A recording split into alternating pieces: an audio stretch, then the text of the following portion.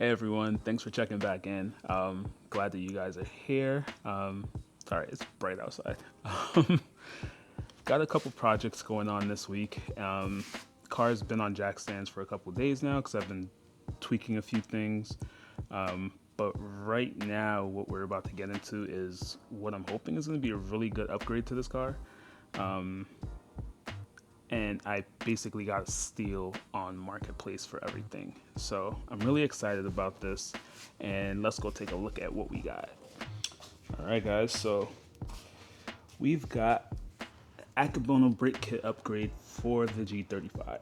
We've got here our purple powder coated Akebonos, all four corners. We've got stainless steel braid lines for all four corners. We've got rotors for all four corners. He did include red stuff brake pads. I've got plenty of life left to them. Even though these are from another Infiniti, these are from a G37, I believe he said they were. They don't, the front calipers don't directly mount to the G35 spindle or hub, however you want to word it. So you do need these brackets in order to adapt them in the front. The rears mount up just fine. It's just the fronts that need the adapters, so he did include that along with all of the hardware that's necessary. All right, so far we've got the caliper off, and I went ahead and released the lines from the little brackets that are on here. So brake line is good. Caliper is hanging from this rope. Hopefully it stays there. And we've got that front rotor off. It's actually hitting the caliper right here in the corner. So I'm gonna continue doing the install, but I'm gonna pause for 20 minutes to get on Amazon or somewhere and see if I can find some spacers for the front. I remembered I had spacers from the back. So right now I did take one of those 25mm spacers and mount it up in the front just to see what the clearance would look like, and we are looking pretty good. So this is essentially what it would look like with 20. There is some, like, as you can see, there's not a lot of room. Let's see if I can find a better angle.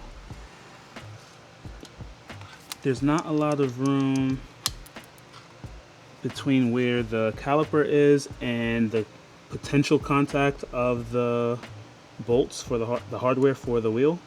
So I am pretty much stuck with the 25mm for now. I don't want to go any smaller because that would mean potential contact right there. We'll run the spacers for now to just keep things going. Those should be here tomorrow morning, so we'll just go ahead and mount those up if we get everything done by then. But for now, we're gonna go ahead, take everything back off, and go ahead with the build properly to do the installation for the calipers and rotors and such. This bracket's already here. It's not gonna be in the way, so what I'm gonna do is get the Torx bit so I can actually, or the Allen bit, whatever, so I can torque this down properly. And that can stay in place because it doesn't need to come back off. All right, so I got the pin out, and I already broke the brake line loose. So I'm just gonna go ahead and finish taking this off. For me, this ended up being a 10mm on the top. But let's go ahead and get it out. And just like that, old calipers out. Is one of our new / used stainless lines. So I'm gonna go ahead, connect that and route it, and then I'll keep the what is this called again? The banjo connection, I guess. I don't know. I'll keep this end in the drain just in case it keeps running. So let's go ahead and get this connected. So I've got that just lightly connected. I'm gonna go ahead and tighten it with the wrench.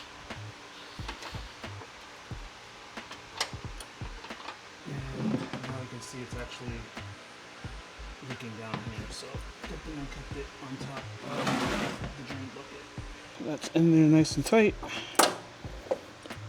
So we're good as far as the brake line goes. So I'm gonna grab the bit so I can tighten this up and torque it down. And then we'll go ahead and get the rotor in place, get the caliper in, torque everything down properly, and we'll pretty much be done up here for the time being. Oh, I also obviously have to connect the banjo bolt, so that'll be part of that too, but let's go ahead and grab what we need.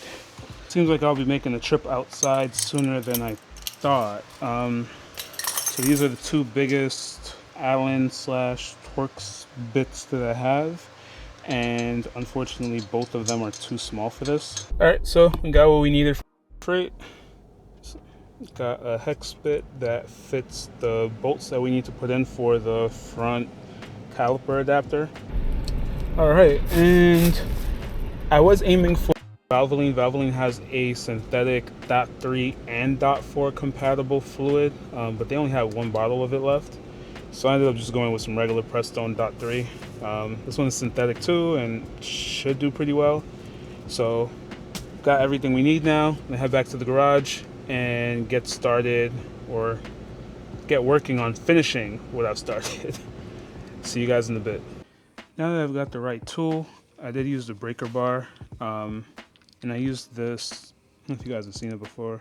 It's like a digital torque meter. You just connect it, so whatever half-inch drive you're using, and it gives you set a digital reading, and right now it's set to 75 foot-pounds. So that is what I set the bolts to. So I did go ahead and torque both of these down.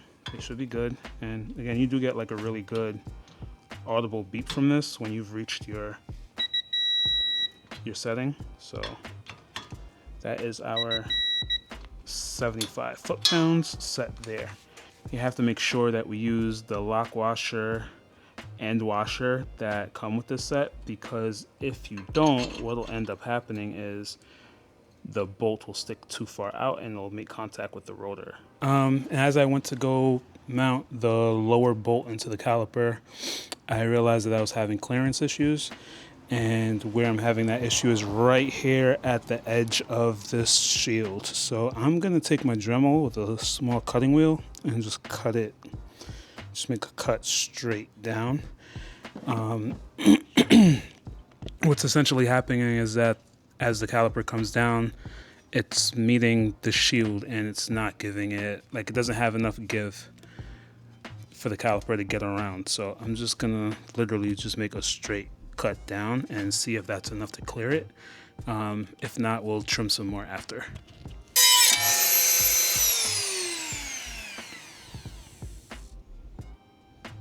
All right, round two. I don't feel like fighting with broken Dremel bits, so got my cutoff wheel, and we'll just go ahead and work with this. So here goes.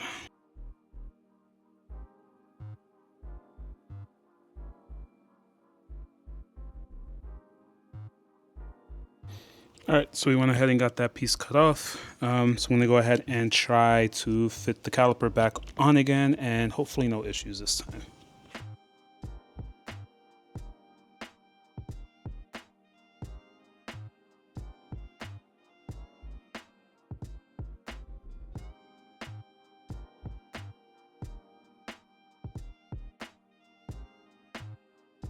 Let me grab my torque wrench and see if that'll fit in this space, if I'll have enough room to maneuver it. If not, I'll have to get creative, maybe use the digital torque meter thingamajig that I have, but let's see. I am all done on this side. I went ahead, I connected the stainless steel brake line, so connected it to this particular stud and put a nut over it to hold it down. And then because it's stiffer, it kind of positions itself. So this is the best I could get it. I'll double check the clearance whenever I put the wheel on, just to make sure it's not going to contact anything. But the ABS line and everything else is right there too, so I think we're good. That's a wrap for the front end. We've got the front passenger and the front driver's side all done. This side was just as simple as the other. The only thing that gave me some issue was the hard line for the brake was a bit troublesome. I had to pull out vice grips to get them to turn, but eventually I got them off, and that's all good now. We're gonna go ahead and move on to the rear. Now the rear is pretty much the same as the front, except for two things. One is, as you can see, the shield curves over, so I've got to cut all of this excess off. The only other thing that's different is that for the rear we don't need a bracket. The rear should mount up directly, and we should be able to reuse the same bolts that we take out. So yeah, the hardest part about this, or the more time consuming part about this, is going to be shaving down the heat shield. I mean, I'm almost tempted to say that if there's nothing stopping me from taking it off, maybe I'll remove it. I don't know yet.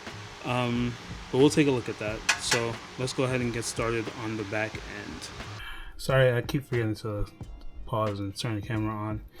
So for me to cut the entire folded section around was definitely going to take way too long. So what I ended up doing was cutting slices into it and basically just bending it back. I can always come back and cut that off later, or I can just keep folding them back and forth and let them break. There was a second shoe that was blocking the calipers, similar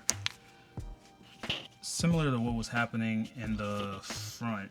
But I did cut that. I don't know how much you guys can see that there, but I did cut it and just trim it, shave it down a little bit.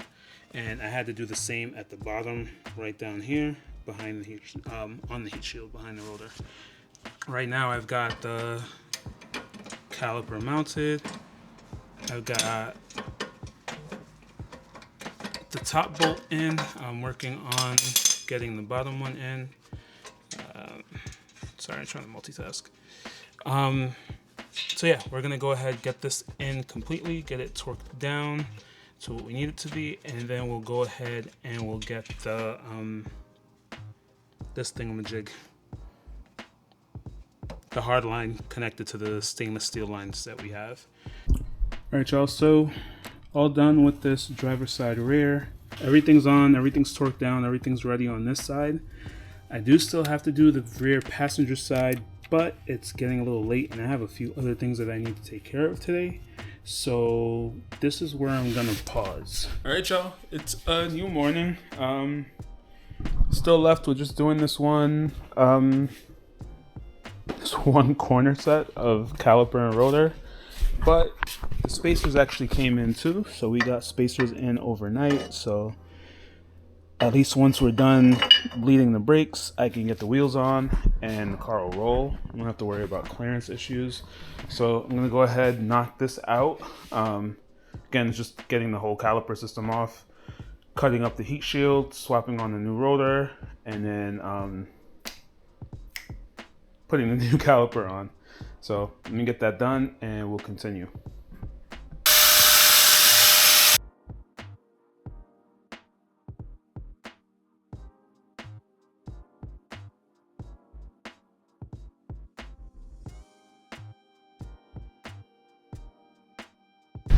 Alright, so I went ahead, cut off the excess that we needed to make space for the calipers there, and then I went ahead and made cuts through the shield. So now I'm going to take my either pliers or something and just fold those back.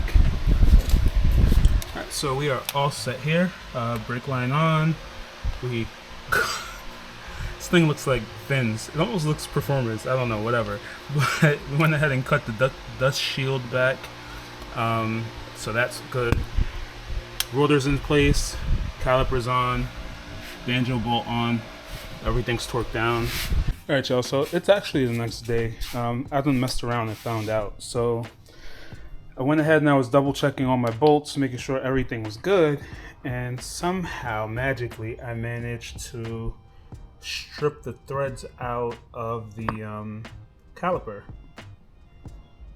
I noticed that the banjo bolt just kept spinning and spinning and spinning, and I don't know what I did with it now, but when I took it out, when I backed it out, like I unscrewed it, it had all of the threads wrapped around the threads of the bolt itself. I'd be lying if I didn't say that I hit panic mode.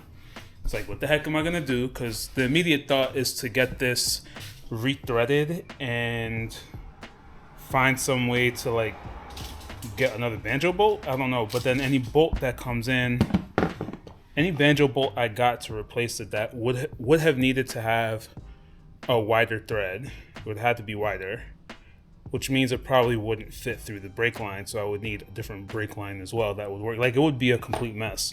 But then I remembered, it clicked in my head that these things are serviceable. They take them apart to powder coat them and everything. And that's when I remembered that I could just take it apart.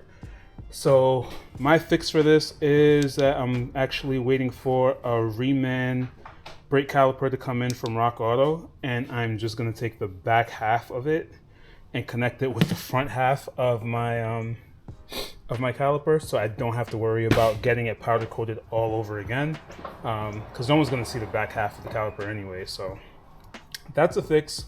Waiting for the new caliper to come in the mail. It's supposed to come with UPS in a day or two, so we're on pause until that happens. All right, y'all, so this thing has been an entire headache and a half. So the caliper from Rock Auto came in, and I quickly realized that they sent the wrong part. The part number on the box matched their online catalog. So the box was for a left driver's side caliper. However, what I ended up getting inside of the box was a right passenger side caliper. So that was a complete waste. I got that thing from Rock Auto. I had to basically put it right back in the box and mail it back to them. What I did find though was a caliper on Amazon. Obviously not from like a reputable manufacturer, like remanufacturer I should say, like Cardone, or I don't know, those other brands that are carried on Rock Auto, but it did the job. So right now, just finished putting together the driver's side caliper. Like I said, it's gonna be half and half. So I did take the back half off of the new one so that I have my brand new threads and everything. And then the front half is what you'll actually see from the outside of the car, which is the powder coated front. And I've got all the hardware mounted back in there. So all I've got to do is get this back over the rotor, bolt it down and torque it, and then try not to strip out the the caliper port again for the banjo. But we're gonna go ahead, get this installed on the car. Once this is on, then I can finally go ahead and actually bleed the system. And once that's done and I can confirm that everything's working, we'll get the wheels back on with the spacers and get the car back down on the ground. All right, so we got this caliper nice and on, nice and torqued. Everything is looking good so far. So what I've done, I went and I got this pressure bleeder from Amazon. And the way this thing works is it comes with a cap for your brake fluid reservoir, connects there. You fill the tank with fluid, you put some pressure to it, probably like 5 to 10 psi to pressurize the system. And that way it's kind of the equivalent of having someone pump pressure at the brake pedal and hold it for you. From what I can find, the proper order is to do the outside first, then the inside bleeder port. So we'll do that. Now the thing about Infinitis, apparently, in most cars you would typically go from furthest from the master cylinder or brake reservoir, and from the furthest to the closest. So essentially you would do passenger rear, driver rear, passenger front, driver front. But apparently, according to the service manual for Infiniti, something to do with the way that the ABS is set up with this car, we're gonna do passenger rear, driver front, then driver rear, and then passenger front. So we'll go ahead, we'll get this thing pressurized, and then we'll start bleeding the calipers out. All right, so we are all done bleeding the system. I did use the pump. That thing came in handy. It was really easy to use. But right now we've got, I don't know how to get you guys in there, but it's got pretty clean fluid and it's at the max line. So we're looking good there. I don't know if you can see, it's pretty much clear. So all 4 corners are done. I did do it like I said I would. So I did start at the passenger rear, to the driver front, driver rear, and then passenger front. As I did each corner, I did start from the outside nipple to then the inside one. So we did that on all four. The brakes feel good right now. Obviously I won't really know until the car is running and, you know, like the ABS motor's pushing and everything. But right now everything feels good. All right, so we are pretty much done. Calipers are all on and bled. All the spacers are on, Loctite and Torx. Right now the car is on ramps, but I just finished dialing in the camber best that I could. Curious to see how much camber I ended up adding to this. I mean, from the side it does have quite a good bit of tilt. But I'm curious more than anything to see what it'll be like at ride height. So we are done for now. I'm gonna go ahead and air the car up and get it off of the ramps and onto the ground. Next steps for this thing is going to be to take it around the block, try the brakes out, make sure everything's good with that, and then because of all the work that I did in the front end between the bushings and now adding negative camber to it, it's definitely going to need another alignment. So we'll get that done along with the valves on the wheels.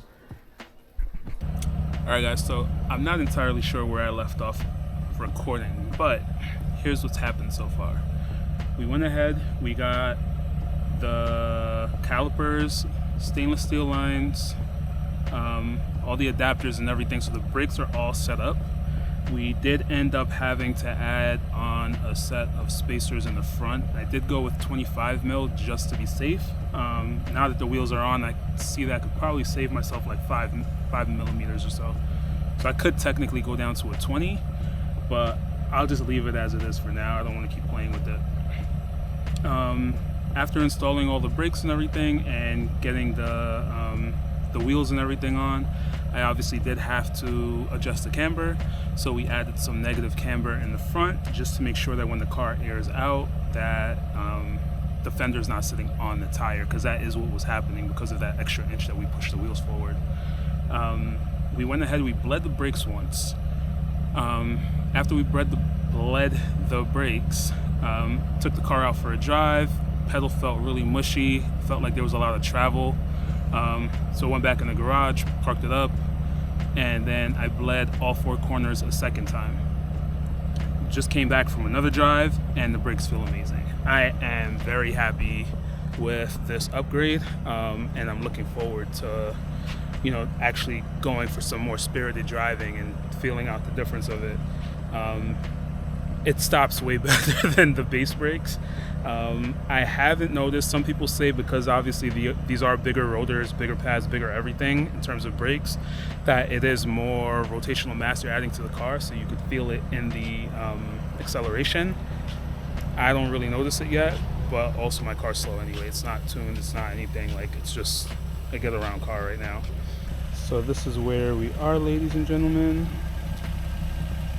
And I did try to go for a fender to lip, like I said, in the front. This will probably stretch out just a little bit more. I didn't want to go too far in because then it would be more tucked than fender to lip. And here you can see, so the issue I was having with spacing with the brakes wasn't as much the wheels and the spokes, but it was actually the hardware. So you can see the hardware kind of protrudes quite a bit behind the face of the wheel, and what was happening is that it was catching right at this, like right at the edge of the caliper. So 25 mil spacer is saving me from that, but like I said, I could probably go with a smaller spacer, but I kind of like the look of it how it is, so I might just leave it as it is until I can find some wheels to trade up. This is how the rears look with the Akebonos and the bigger rotors. Now what's funny is that the rear Akebono rotors are actually as big as the base front rotors, so that's how much of a difference we're doing in terms of like friction surface to grab. It's a big increase there. And then obviously the calipers are dual piston, so like opposing pistons, so you get a more even and more firm brake feel there. But that's it for now. This is where we are. Still got some more things to do, a few more things coming up, but for now we're gonna call it quits. So I hope you guys were able to stick through this with me. Right now I have so many various like clips and videos of things that happened. I'm not entirely sure how I'm gonna edit it yet, but obviously it'll get put together somehow, so you guys will see this. This was probably one of the most frustrating jobs I had, because obviously I had that issue with stripping the caliper at the banjo bolt, so I wouldn't have had any caliper there. So there was that freak out, and then with Rock Auto sending me the wrong freaking caliper, that was annoying too. So some frustrations, but we got through it. Car's doing good. Car felt amazing. Driving the back road I just came off of, the front end feels spectacular. I no longer have the clunk that I was having before, and I also used to have a weird kind of like dead zone in the center of the steering wheel, and that seems to have gone. Now I do still need to go get an alignment, and I do still need to get those tires, the valves changed in the two front wheels. So that's gonna probably be the next thing I do, probably as soon as like the next couple days. I'll probably take you guys on a drive with me to the alignment shop, and kind of go through that process together. But for now, appreciate you guys. Don't forget to like, comment, subscribe if you haven't subscribed. I do see the analytics now, and a lot of people that watch these videos are not subscribed, so please just subscribe. It does help. It makes me feel something encouraging. I mean, obviously I'm doing this for myself, but it's nice to see that other people are kind of here with me. But with that said, guys, till next time, peace out. God bless.